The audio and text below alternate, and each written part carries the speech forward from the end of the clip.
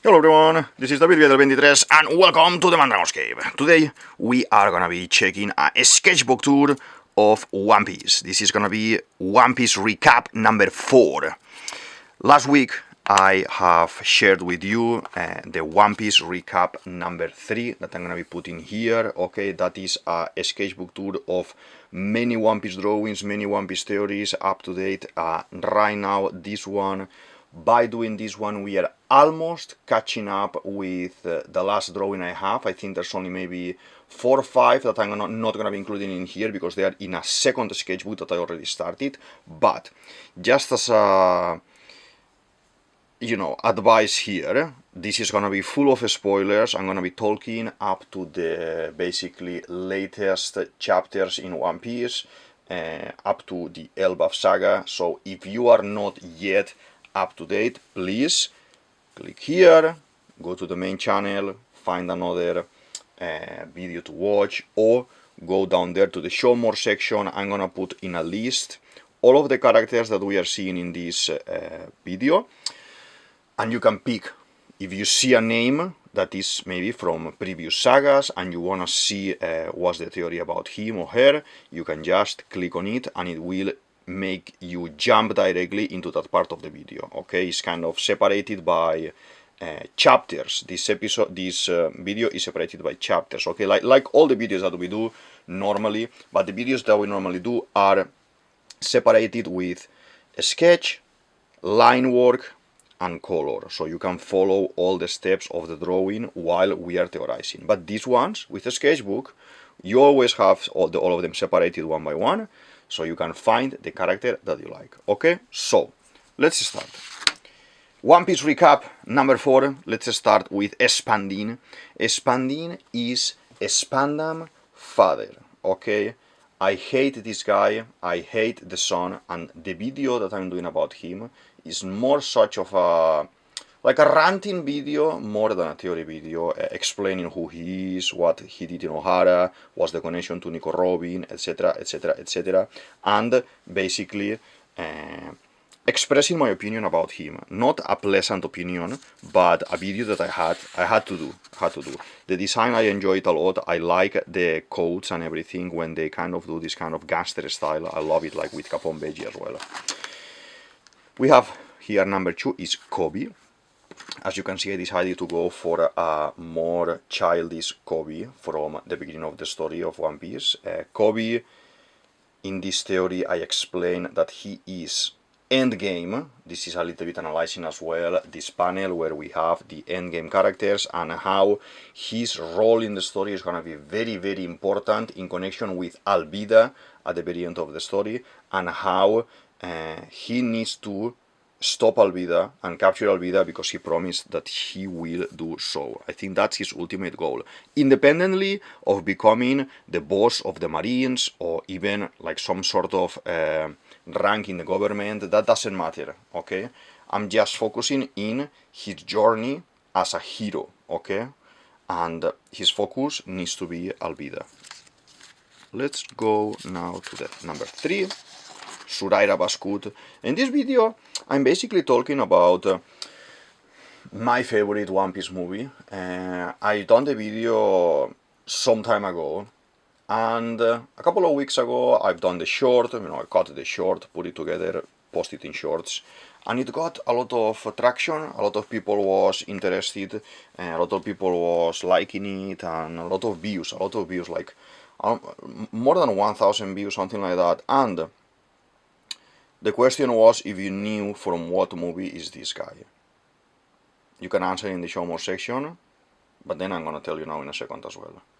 So this is for the 4th movie, the Dead End movie, where the whole ambience and the whole scenario is more pirate. Is like a stronghold pirate. They do a pirate race. They have a Gaspard that is the bad guy, the super cool type of power that he has. And in this video, I'm basically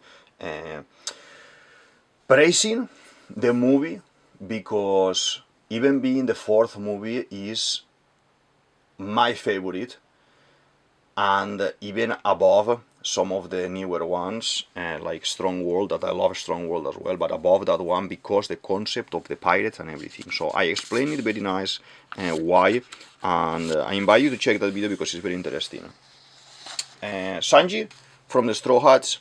You know, guys, that I always do different playlists, and in this playlist that I'm gonna put here of the Straw Hats, I was missing a couple of them. Sanji, I was missing Jinbei, I think, at the time as well. So I go through Sanji's story, talk a little bit about him, talk a little bit about the concept of the all blue and how he may find it and everything, kind of going into my personal experience of Sanji, because all the characters in the main story, like the main Straw Hats, are very important for me, and I think very remarkable in the sense of they kind of made us, that we are watching and reading the story for so long, they made us how we are as well. And very interesting topic with Sanji, because I'm not enjoying much this kind of silly side that not Oda, but especially Toei is making with him lately. I would love to see him more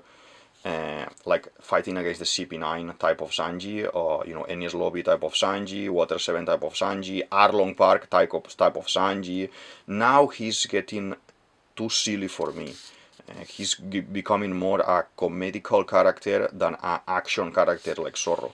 But I want to see what's going to happen with him in the story. I love him anyway, so we will see. Katakuri. As you can see, Katakuri, I done it bigger, because he's a very tall, very large character. This is the #1 guy of the Big Mom Pirates, the strongest. And basically, here I have a problem with Katakuri, and I am talking the whole video about why are you not heading towards Hachinosu to rescue your sister Pudding that is being taken. Are you not aware yet? You should be aware, because you are very close to your family. So basically, I'm talking about what's going on there and what are the implications as well of him doing a move like that. Very nice video. That's one that I enjoy very much. Corazon. Corazon, obviously, this video talks, and this theory talks, the connection with Law, explains how this kind of double agent situation that Corazon has since the very beginning may affect Law in his path as well, and how I think Law, it is actually a member of SWORD for a very long time, since the very beginning, and he's been doing double agent the whole time as well. Kind of role model figure, paternal figure, fatherly figure that we have in Shanks, for example, being a reference for Luffy, and Luffy wanting to be like him, like Zorro and Mihawk, Zorro wanting to be the first, the strongest swordsman like Mihawk, and then we have someone like Law, who admired Corazon, and even if he hated Marines, I think there is a lot of a story still hidden with Law. That's why Oda gave him so much importance during the whole saga of Dressrosa, Plum Hazard, Wano, etc., because there's still something that we need to see with Law. At the end of the day, remember that the conversation with Robin underneath Wano about the D, about the knowing the truth and everything, Law needs to be at the end of the story, even if it is not a fighter anymore, because he has been defeated. We need still the role of the Law, and at the end of the day, his name is Law, so he should be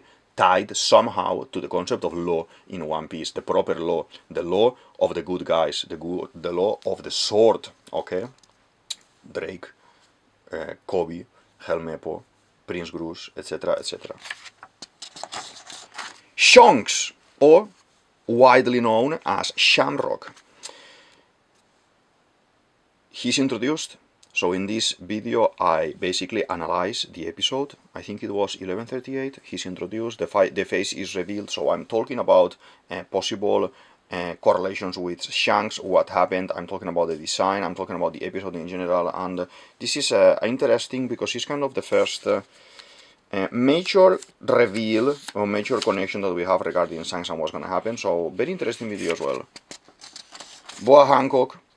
I have another playlist of Shichibukais that I believe is finished now, if I'm not mistaken. I need to think about it. I need to double check, but I believe it's finished as well. So I'm gonna put it here. I think I still have time to tag a couple of videos here, but I'm gonna put it there. And with Boa Hancock, I'm basically going through her story, what happened to her as a child, what happened to her to become the queen, basically, the leader of Amazon Lily, the concept of the slavery, the connections with the Fisher Tiger and Rayleigh as well, and all the things that happen with Blackbeard and the fruit. So I love the Shichibukais, and the Shichibukais are meant to be in the story since the very beginning. You know, like Crocodile, Jinbei, Boa Hancock, Mihawk, all of these guys, Moria, have Doflamingo, have a lot of importance in the story, and they were supposed to be the bad guys, okay, and that's done. So the story was elongated, and they were given more story, and I love it. So kind of this kind of playlist has been very enjoyable because talking about these characters, it brings a lot of memories from the very beginning when I started reading One Piece and everything. So 100% recommend the Boa Hancock as well. Oh, Scopper Gaban, Jasan, the strongest man in Gold Royals Cruise.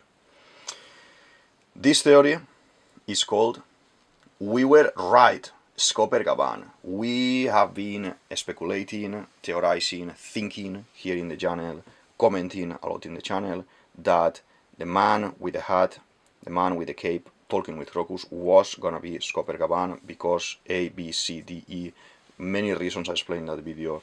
I invite you to sail through the channel, find the video. It's one of the most watched videos in the channel, and we got it right. We got it right. I love it when we get a theory right and we can have a conversation and everything. I love it as well when I'm wrong because it engages a lot of people talking, commenting and discussing topics. It makes me refresh as well my ideas, but it's nice that every now and then we have this kind of correct guess and we are kind of in sync with Oda's mind. Foxy is a Terriobito. I think Foxy comes from Terriobito bloodline, and I explained very nicely in that video. I posted this short a couple of days ago in the weekend, and it blew up.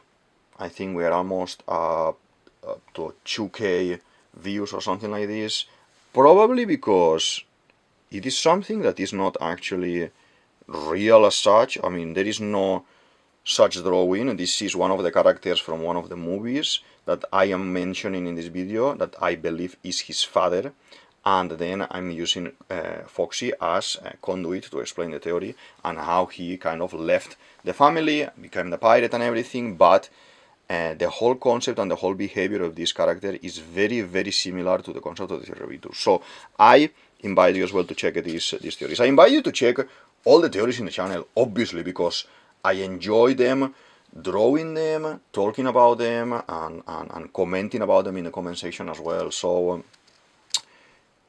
please feel free to check any of the videos that you want and open conversation, even if it is an older video, okay?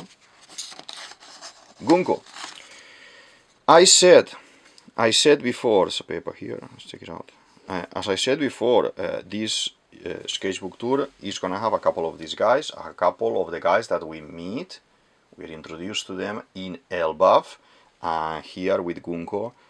I explain how Gunko may be Koala, may be connected to Jinbei, may be connected to the concept of the slavery, and may be connected to Imu. Some of the things were already right with the Imu concept, and some of the things haven't been confirmed yet. Looks like Oda is going more through the line of connecting her to Brook somehow. I explain about this as well in some of my latest videos that you can check in the channel, but I still don't discard the idea of Gunko being Koala, a clone of Koala, because it may happen.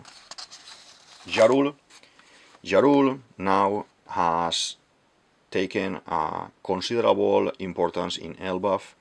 I think Jarul is bad, he's a corrupted man, and as soon as the sword, this is the king's sword, comes out of his head, he's gonna reveal his true self, his evil self, and he is gonna be in league with Imu since day one.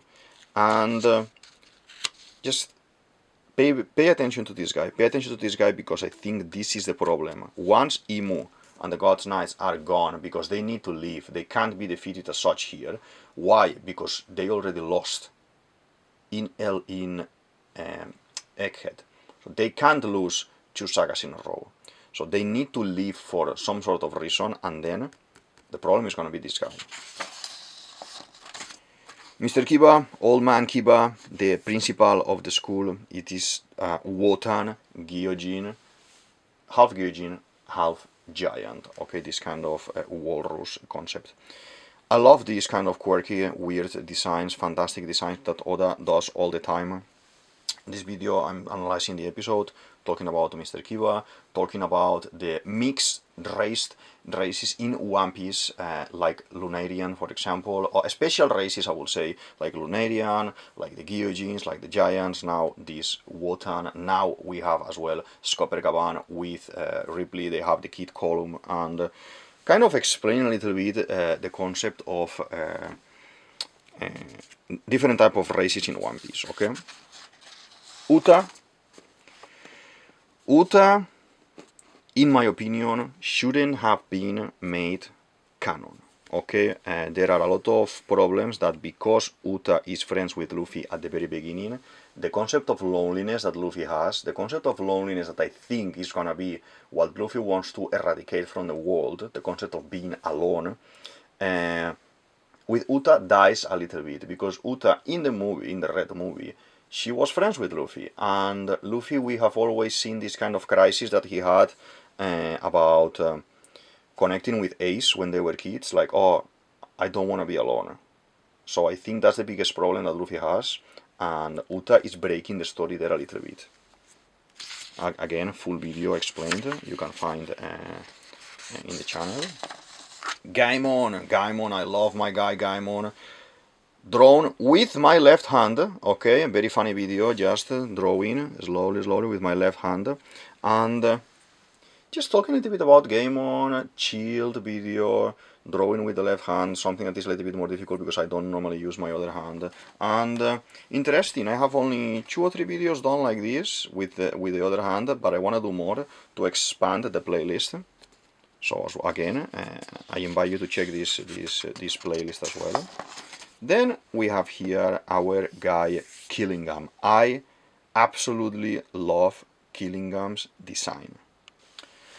In this video I am basically talking about the episode as well, because these kind of God's Knights appearing in Elbaf and the episodes are coming very packed of information, they are very thick, so I'm enjoying kind of analyzing them and kind of, you know, driving my own conclusions from after reading the episode. And the Killingam design with the chilling concept, with the powers that he's having and everything, I love it.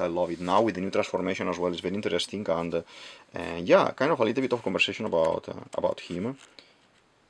Let's do, the next one is Prince Loki as a kid.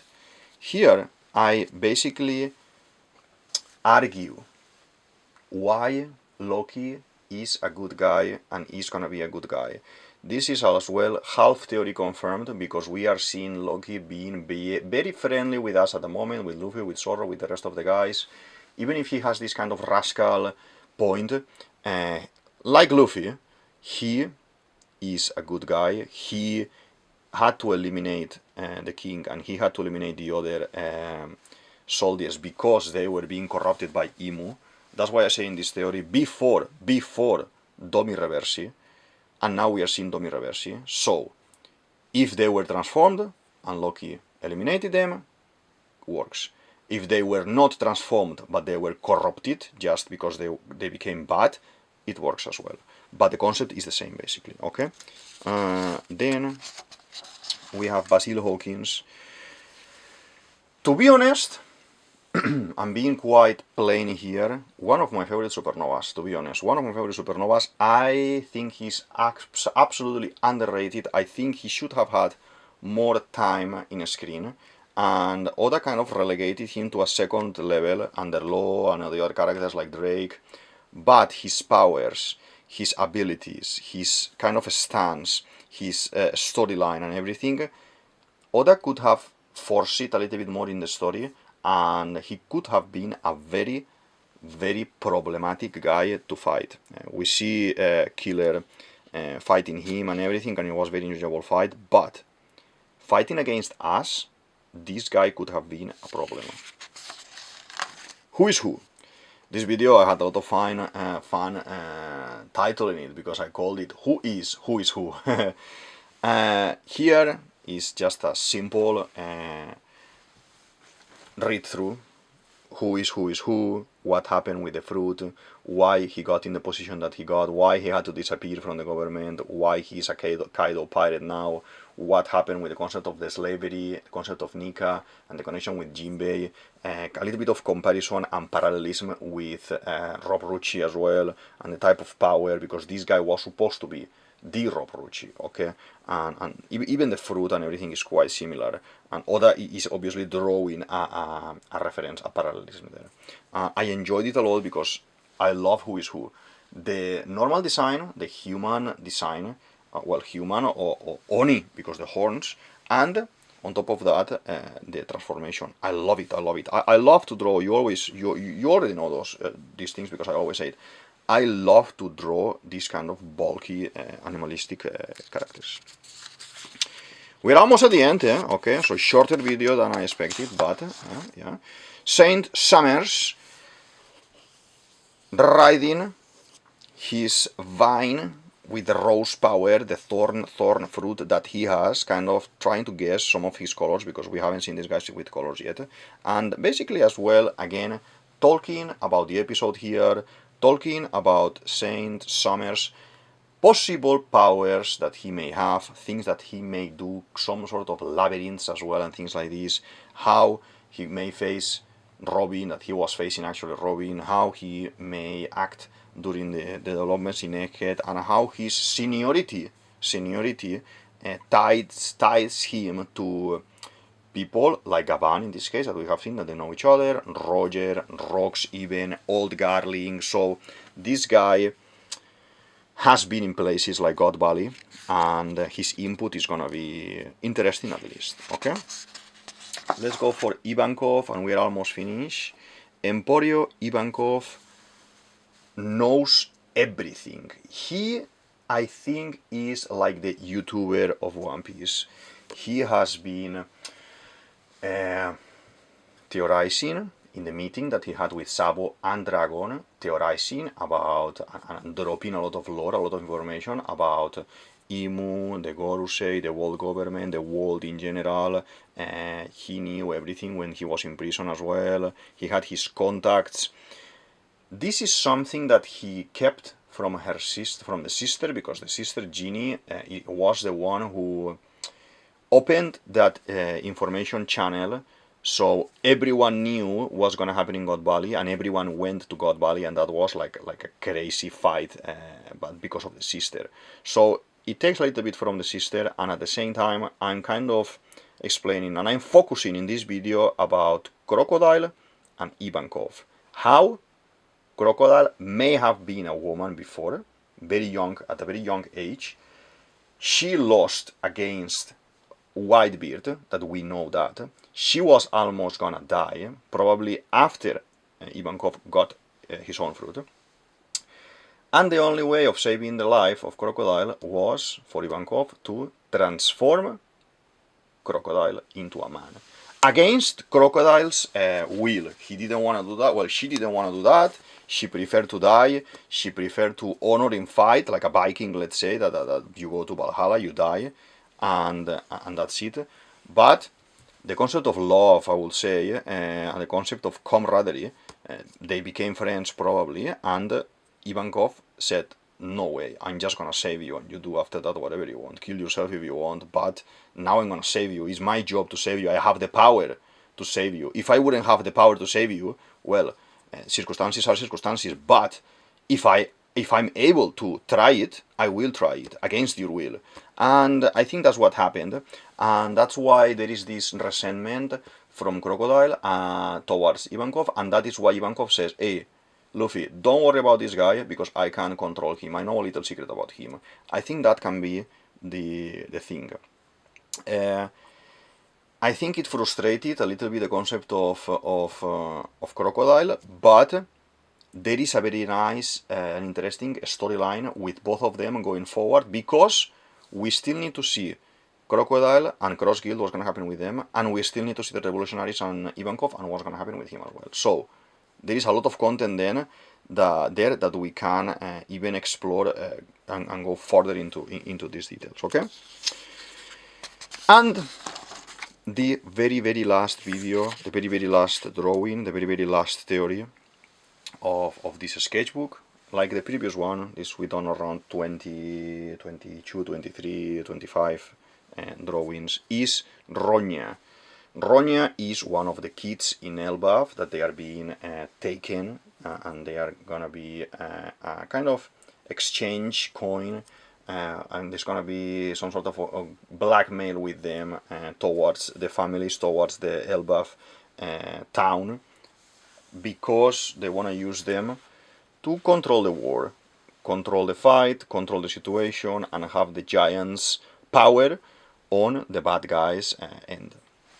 Ronya here, and basically in this video, I'm going through the episode, explaining the episode, analyzing the episode, and talking about the valor and the powerful message that Ronya is kind of out of the blue, because she is just a random kid, expressing and sharing with everyone the importance of the library, the books, the story, the school, what they learn, the concept of preserving the new way of life of the Elbaf people, because now they are kind of more pacific, I would say, and the respect that you have around all of these things, and basically analyzing the episode. This is all for today, okay? I have still a few more characters, not in this sketchbook. This sketchbook, as you can see, is finished. That is the cover. That is the back cover. And I'm gonna be doing more theories, creating more content, creating more drawings slowly, and when we have more material, like let's say again 20, 25 One Piece drawings, we will do another One Piece recap, okay? Because I enjoy a lot to come back and see what I've been drawing and what I've been theorizing about, to refresh and to kind of bring ideas together. Sometimes something that I was explaining 1 year ago, 2 years ago, it makes sense now, and I forgot about it because maybe it was an irrelevant theory at the point, and it came together now. I've been kind of promoting the concept of Vista a lot, the concept of Vista from the Whitebeard Pirates, the 5th commander of the Whitebeard Pirates, taking Hosu's fruit.